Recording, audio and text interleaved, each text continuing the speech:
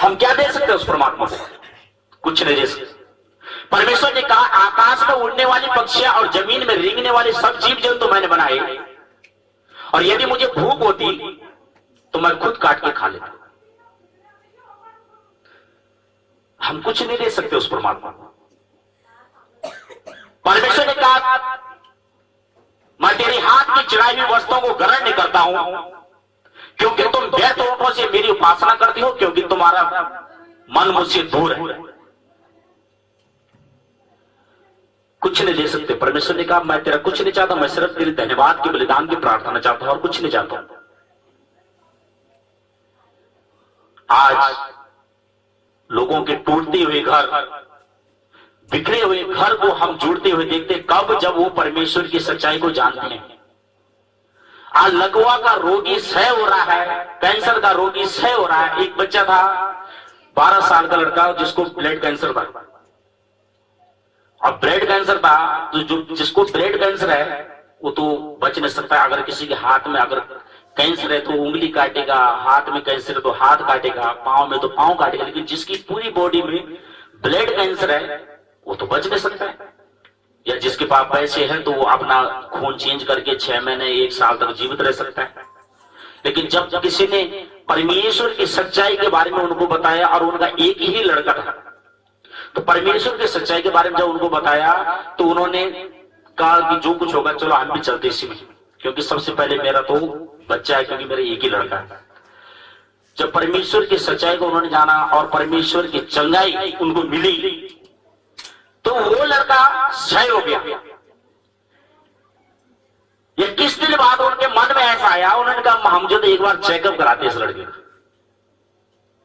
लेकिन किसको पूछ किया उन्होंने? परमेश्वर। उनका पिता हमें पता है कि हमारे बच्चे के शरीर में कुछ बीमारी नहीं है, लेकिन हम इसको हॉस्पिटल ले जा रहे हैं, लेकिन मुझे विश्वास है कि तूने इसको सही कर रखा है, लेकिन मैं एक बार दिखाना चाहती हूं। गए, चेकअप किया उसी डॉक्टर के पास, टेस्ट किया, डॉक्टर हैरान हो गया। डॉक्टर ने कहा ये चमत्कार हुआ कैसे? आप गए कहां गए आपके जिसका जो ये ब्लड कैंसर इससे हो गया?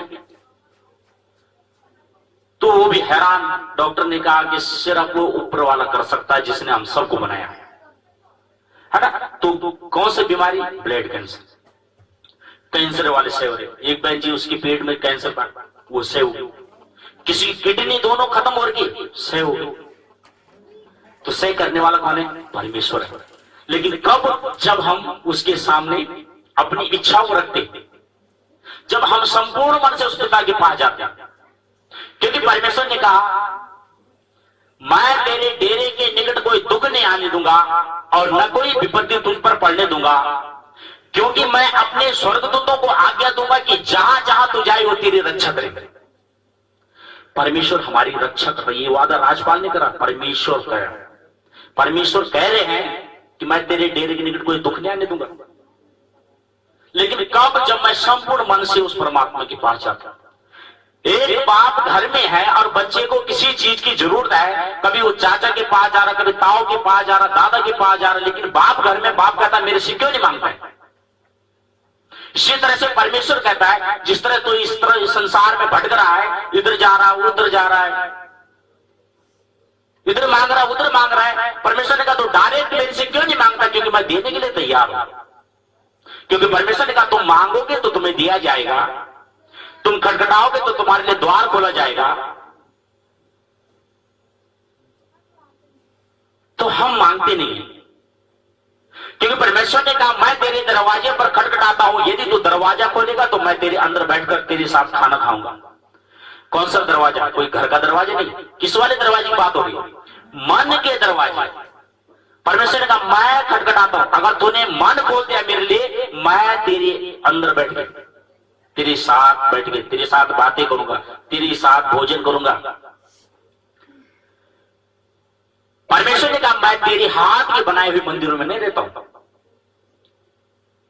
परमेश्वर का मैंने आकाश और पृथ्वी को बनाया है, तेरे को बनाया है, क्या मैं अपने लिए घर नहीं बना सकता हूं? परमेश्वर ने कहा अगर पवित्र और शुद्ध रखना है तो अपने आप को रखो, क्योंकि मेरा मंदिर तो तुम हो। मेरा मंदिर तुम चलते फिरते हुए, तुम मेरे मंदिर शुद्ध रखना है तो अपने आप को रखो। इसलिए परमेश्वर ने कहा कि अपने आप को, है ना, परमेश्वर को बलिदान करके चढ़ाओ। बलिदान का मतलब क्या है कि जो मेरी इच्छा थी, जो शैतान ने मेरे अंदर जो इच्छाएं डाली थी गलत रास्ते पे चलने की, उन इच्छाओं को त्यागना और अच्छे मार्ग पर चलना, क्योंकि ये जीवन है। हमारी भारतीय दर्शन शास्त्रों में लिखा है कि 84 लाख योनि में से एक योनि है, वह है मनुष्य योनि, और इसी योनि में मनुष्य को अपना उद्धार करना है। और वो उद्धार कैसे होगा? इधर उधर जाने से नहीं होगा, है ना। लोग कहते हैं कि हरिद्वार जाएंगे तो नहाएंगे तो पाप धुलेगी। हमारे कवि ने कहा, मछली रहती है 12 महीने पानी में और धोए बास न जाए। 12 महीने मछली पानी में रहती, जब उसकी बास नहीं जा सकती है तो क्या तुम्हारे नहाने से क्या तुम्हारे पाप धुल सकते? कभी नहीं धुल सकते। न योगे न साखे न कर्मणा न विद्या ब्रह्म एक मोक्ष विद्यते शुद्ध नान थी। न योग से, न माला पहनने से, न चिंतन करने से, न पूजा पाठ, न तीर्थ व्रत करने से परमेश्वर की प्राप्ति और मोक्ष नहीं मिल सकता है। ब्रह्म एक मोक्ष विद्यते सिद्ध नाम थे। मोक्ष मिलेगा परमेश्वर की बड़ी दया और अनुग्रह से। ब्रह्म का मतलब होता है इस ब्रह्मांड को रचने वाला पिता, क्योंकि परमेश्वर कहता है चोर चोरी करने और घात करने और नष्ट करने को आता है, और मैं इसलिए आया हूं कि तुम अनंत जीवन पाओ। अनंत जीवन किसमें? परमेश्वर।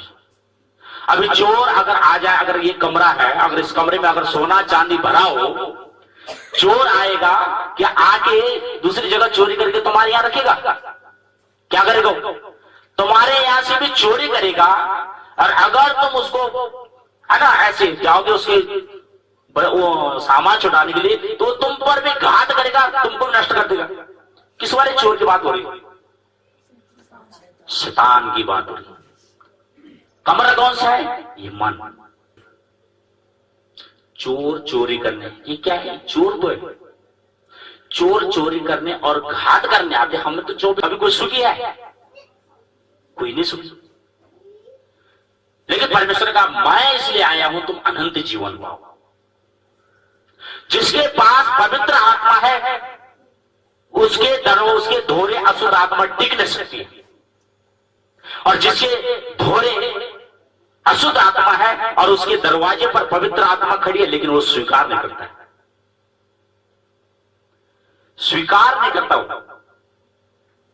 इसलिए परमेश्वर कहता है ये बोझ से दबे लोगों मेरे पास आओ, क्योंकि मैं तुम्हें शांति देता हूं।